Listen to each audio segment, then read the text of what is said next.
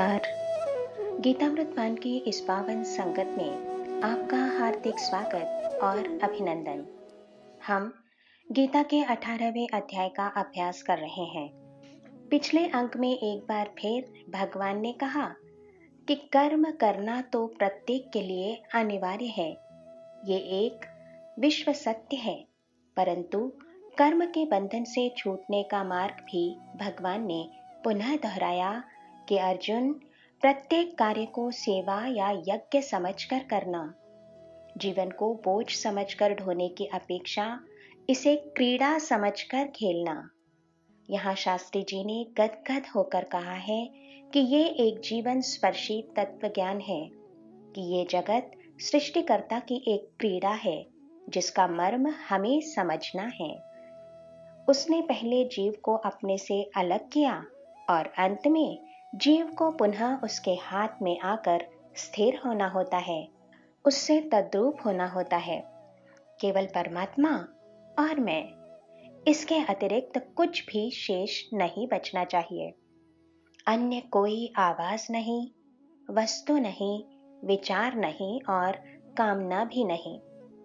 ये योग साधने के लिए क्या करूं भगवान? इस संबंध में अत्यंत महत्वपूर्ण सूचना भगवान ने श्लोक 51 और 52 में की है। बुद्ध्या विशुद्धया युक्तो धृत्यात्मानं नियम्य च शब्दादीन् विषयान् त्यक्त्वा रागद्वेषो व्युदस्य च विविक्तसेवी लघ्वाशी यत्वाक्कायमानसः ध्यानयोगपरो नित्यं वैराग्यं समुपाश्रितः। भगवान कहते हैं कि तल्लीन होकर तू मेरा ध्यान कर। इसके लिए भक्ति की सामग्री चाहिए और चंदन, अक्षता और फूल केवल यही भक्ति की सामग्री नहीं होती, बल्कि विशुद्ध बुद्धि ये ध्यान योग की प्रथम सामग्री है। विशुद्ध बुद्धि माना जो बुद्धि कामनाग्रस्त नहीं है वो, और बुद्धि में से अहंकार भी जाना चाहिए। धृत्यात्मानं नियम्य च माना मनोनिग्रह करना। ये भक्ति की दूसरी सामग्री है।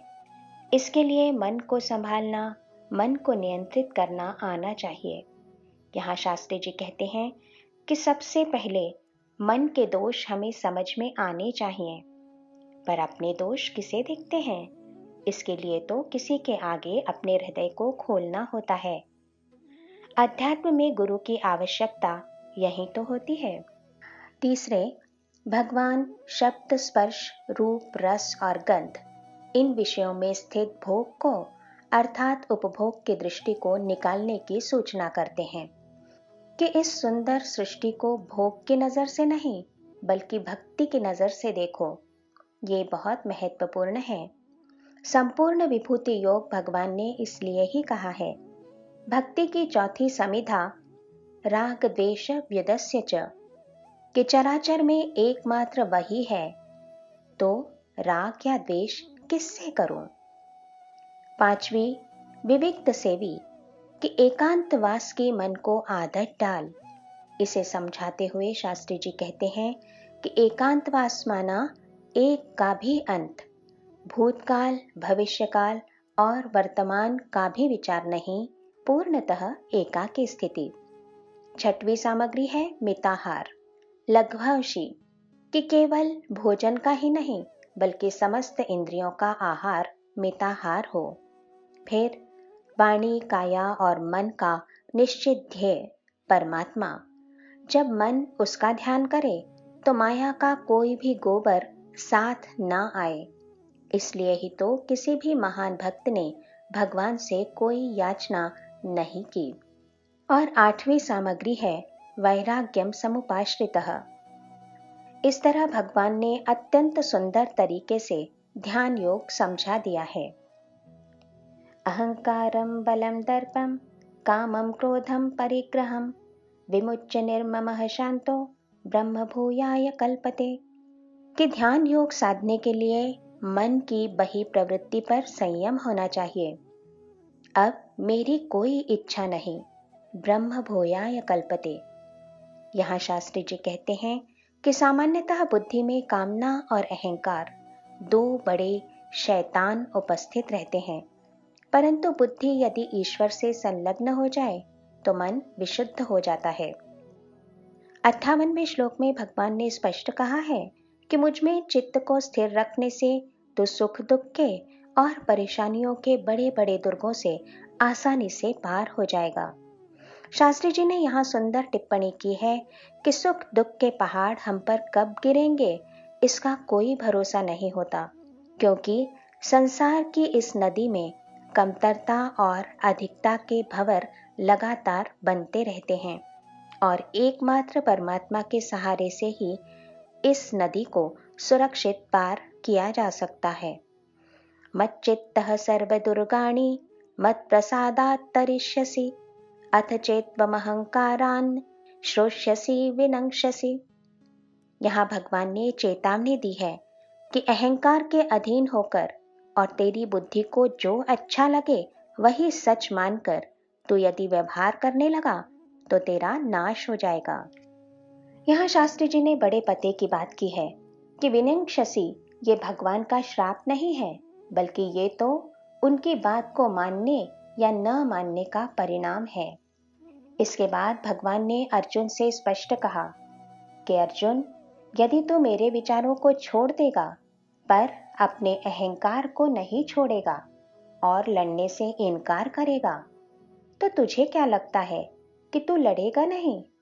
अरे याद रख कि तेरी प्रकृति तुझे लड़ने के लिए बाध्य करेगी। तू पूर्णतः पराभूत है अर्जुन, ये तो अच्छी तरह से समझ ले। प्रत्येक मनुष्य की एक प्रकृति होती है।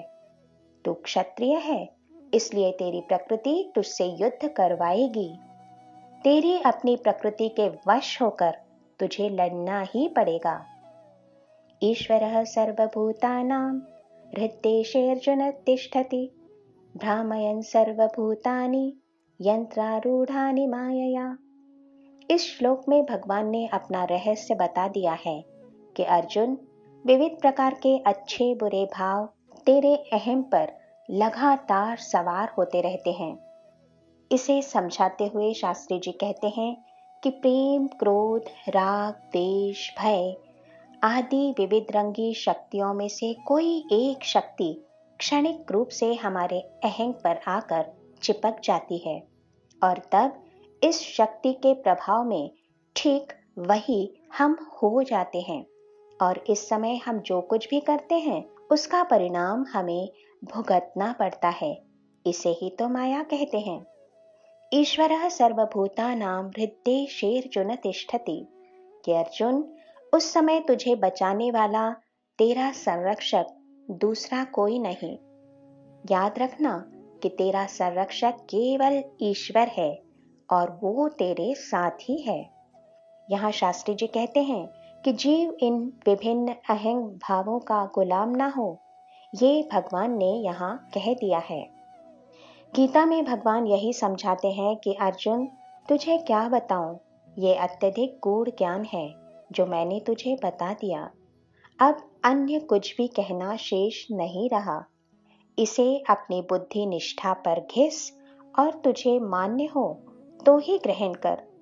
तू मुझे अत्यंत प्रिय है अर्जुन, इसलिए तेरे हित के लिए ही मैंने तुझे ये बताया है। आज इतना ही याद रखते हैं और यहाँ विराम लेते हैं। जय श्री कृष्ण।